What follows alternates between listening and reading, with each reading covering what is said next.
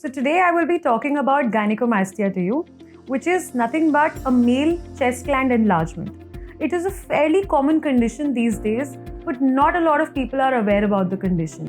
It is a cause for a lot of social embarrassment for males, as in a lot of scenarios they are required to remove their shirts and that becomes embarrassing for them and they are not comfortable in those kind of situations. Hi, I'm Dr. Itishri Gupta, consultant plastic surgeon from SCI International Hospital, Gurugram.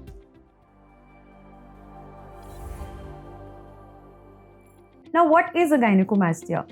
Gynecomastia involves the enlargement of a chest gland along with deposition of fat on the male chest. These are the two main components of a gynecomastia which both need to be tackled surgically.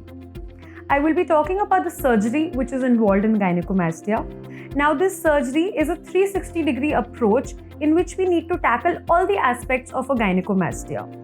When we talk about a gynecomastia, as I mentioned, there is a fat which is there on the chest. So we make two incisions. One is in the armpit area and one is below the nipple areola at the junction of the brown and the skin part. Now these two incisions help in removing all the fat from the chest. So this gives that flat contour. But any gynecomastia is incomplete without a removal of a gland. तो आपके कोई भी surgeon या doctor अगर आपको ये बताते हैं कि खाली लाइपोसक्शन या खाली ग्लैंड एक्सिजन से काम हो जाएगा, मोस्ट प्रोबेबली हमारा इनकम्प्लीट रहेगी ये सर्जरी और आपकी पूरी सेटिस्फैक्शन आपको नहीं मिलेगी.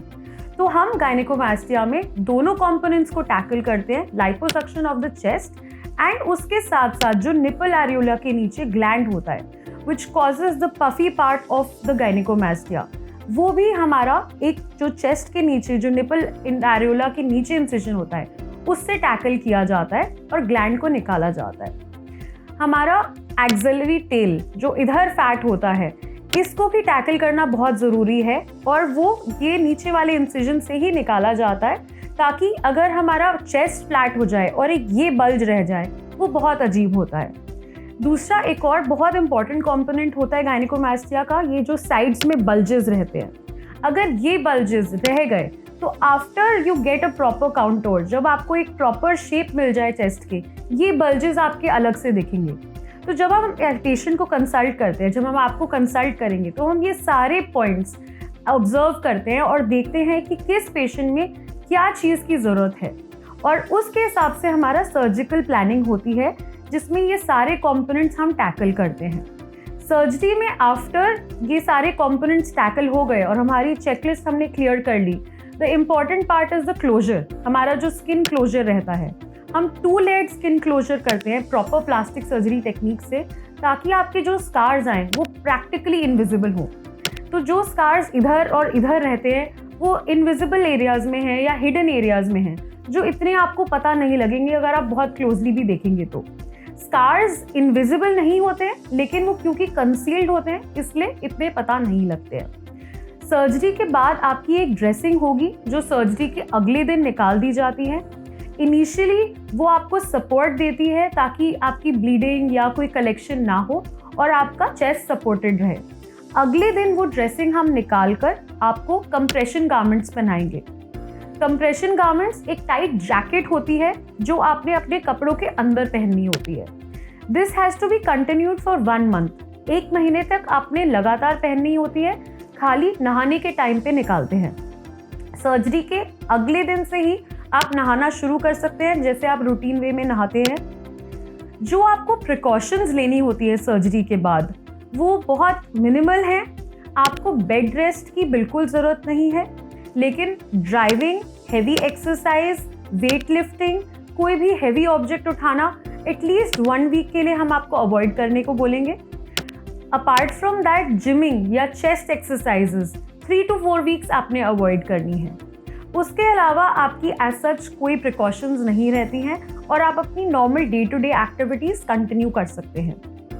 जो स्टिचेस आपके सर्जरी में आते हैं वो सारे डिसॉल्वेबल होते हैं, उनको निकालने की ज़रूरत नहीं होती है और वो 3 to 4 वीक्स में अपने आप ही खुल जाएंगे.